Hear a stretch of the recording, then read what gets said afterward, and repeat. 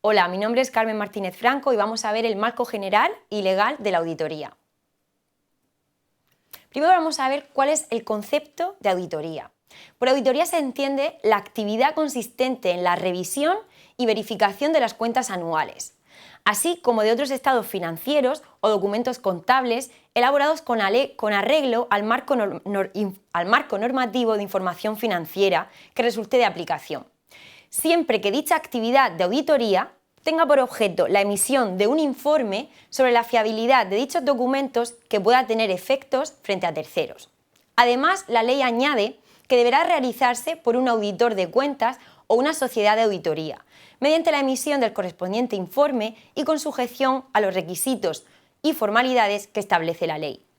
En general, cuando pensemos en el concepto de auditoría, lo que tenemos que pensar es en que estamos hablando de una actividad de revisar, inspeccionar, controlar o verificar. La evolución de la auditoría ha sido que nació en el siglo XIX como consecuencia del proceso que se dio de separación entre los responsables de la gestión o los directivos de las entidades y los titulares del capital o accionistas. Es lo que se conoce como la descentralización de poder. Y además también debido al proceso de globalización e internalización de las empresas. Todo ello hizo que la auditoría cobrara vital importancia. Además, a principios del siglo XXI, del siglo en el que estamos, se despierta un especial interés sobre la auditoría como consecuencia de los escándalos financieros que han ocurrido tanto a nivel internacional como a nivel europeo como a nivel de España. Aquí conocido el caso de Rumasa, de Banesto, de BBVA, de GES Cartera, de Fórum Filatélico, entre otros. Los escándalos financieros desde el punto de vista contable, en la mayoría de los casos, se trata de una operación fraudulenta acompañada de manipulaciones de los libros contables, como por ejemplo, no registrar una disminución del resultado de la empresa al ocultar una serie de gastos, o por el contrario, registrar un afloramiento injustificado de ingresos, lo que hace que aumente el resultado de la empresa. Y también a través de la sobrevaloración de activos e incluso inventarse activos que no están en posesión de la empresa o infravalorar pasivos u obligaciones de la empresa. Es lo que denominamos contabilidad creativa. Todos estos escándalos financieros han causado un fuerte impacto en la confianza de los propios accionistas y de los inversores potenciales de todo el mundo, así como del resto de usuarios de la información económica, lo que se ha traducido en un factor de recesión económica. ¿Qué evolución se espera de la auditoría? Pues se espera que haya una convergencia de la normativa de los distintos países del mundo, tanto en el ámbito de la contabilidad como en el ámbito de la auditoría. Además, se espera que haya cambios del modelo de auditoría en sí. Ahora mismo está concebido como una respuesta a la pregunta ¿cumplió la empresa las normas? Pero lo que esperamos es que evolucione para dirigirse hacia un modelo más estratégico, donde también se van a identificar fuentes de valor como la fidelidad de los clientes y la innovación, lo que va a dar lugar a un compromiso más relevante. La auditoría se rige por unos principios básicos. Podemos entender la auditoría como un proceso, como la actividad o como una profesión. Consiste en analizar y evaluar información económico-financiera deducida de unos estados financieros. Está efectuada por profesionales cualificados e independientes y sigue un conjunto de normas, procedimientos y técnicas de aceptación común dentro de la profesión. El fin que tiene es comunicar, mediante la emisión de un informe profesional y público, si tales estados financieros cumplen o no, presentan o no de forma adecuada la imagen fiel de el patrimonio, la situación financiera y los resultados. Todo ello de acuerdo con los principios de contabilidad generalmente aceptados.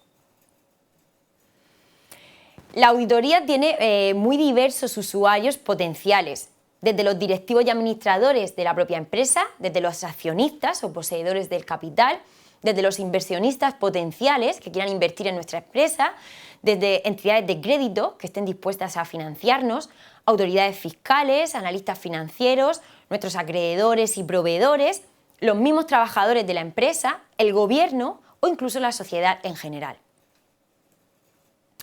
La auditoría, el término de auditoría, tiene diversas acepciones. Se puede conocer una auditoría de tipo operativo o de gestión, una auditoría interna, de sistemas, de calidad, social económica, fiscal, medioambiental, informática y gubernamental o pública. Además de la auditoría financiera o de cuentas anuales, que lo que audita son las cuentas anuales de una empresa y es la que estamos desarrollando en este tema. Podemos clasificar la auditoría en función de diversos aspectos. Por ejemplo, en función del sujeto auditor, quien sea el que realiza la auditoría, depende de si es una persona interna, un mismo personal de la entidad propia, que es el que efectúa el informe, o depende de si es una persona externa, un experto independiente que realiza el informe de carácter público sobre la empresa. En función del sujeto auditado, depende de si son organismos públicos sobre los que se efectúa la auditoría o si se trata de entidades de carácter privado. En función del objeto, ya sea una auditoría financiera de cuentas anuales, que es la que estudiamos en este caso, o se trate de otras auditorías como la que acabamos de ver en la diapositiva anterior.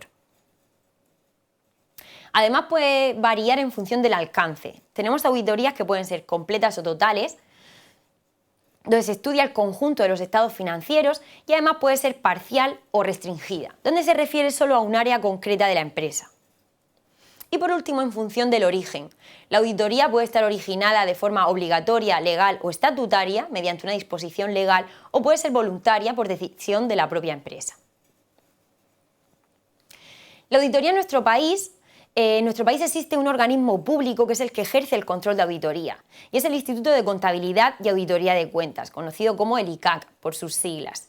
Además, colaboran con él diferentes corporaciones representativas de auditoría, como son el Instituto de Censores Jurados de Cuentas de España, el REA y el REGA, para lo que hay prevista que haya una unión de estas tres corporaciones y se unan en una sola organización que se denominará Asociación Instituto de Auditores de España.